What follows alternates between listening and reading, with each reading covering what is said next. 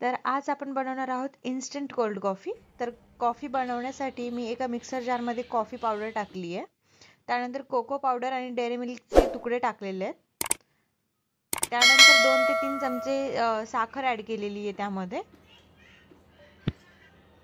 आता ह्यामध्ये हर्षीजचं chocolate syrup टाकून घेऊया आणि एकदम बारीक ग्राइंड करून घेऊया। आता हे सगळं मिश्रण एकदम व्यवस्थित मिक्स झालं आहे, यामध्ये 2-3 आईस क्यूब टाकून घेतले आणि परत एकदा मिक्सरला फिरवून घ्यायचं आहे। तर इथे आईस क्यूब टाकून ही छान एक पेस्ट रेडी आहे। आता एका बाउल मध्ये काढून घेऊया